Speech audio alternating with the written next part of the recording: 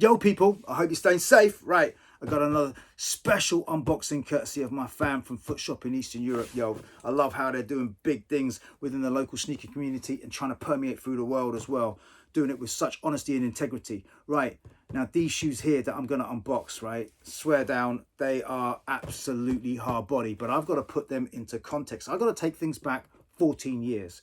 We got to go back to 2006 when Nike did the Powerwall series, which celebrated everything Air Max, from the Air Max 1 all the way through to the Air Max 360, which was the pinnacle of technology back then. We take clear midsoles and outsoles, etc., for granted these days, but back then, yo, Nike had to develop that technology that we appreciate right now through such models as the Vapor Max and moving forward from there.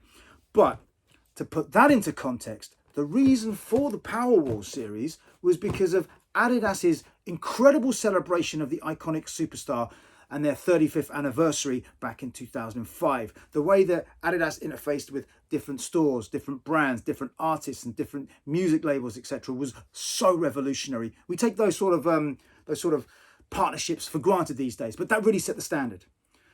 So 2006, the Powerwall series, you had 7 tiers of Air Max. As I said, from the Air Max 1 all the way through to the Air Max 360, you had dope models that are so highly regarded and revered by sneaker collectors and sneaker enthusiasts around the world right now. The Air Max 1 Morning Glory, which was part of the Tier 0 range, super exclusive. You know, that commands so much money on the resale market. Then you had the whole BRS range as well, where you had dope models such as the Air Max 1 and the Air Max 90 being flipped in some incredible ways. Then you had the third tier where things flipped up on the citrus tip. And that's where these bad boys gained their inspiration from, because the Air Max 1 Lemonade was absolutely hard body and it just popped. And here we have the Limeades, a worthy sequel, a worthy brother or sister shoe, however you want to interpret it, you know, to the originals that came out back then.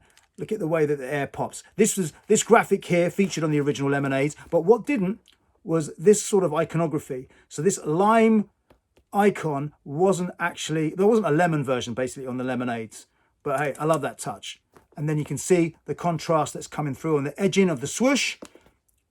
Look at the air bubble, a nice lemon contrast, and you got the lemon pop right here and the lemon laces. But if you're not feeling the lemon laces, you get a white pair, you get a stripy pair, and you get a lime pair, and on the insole, you got the limes that pop.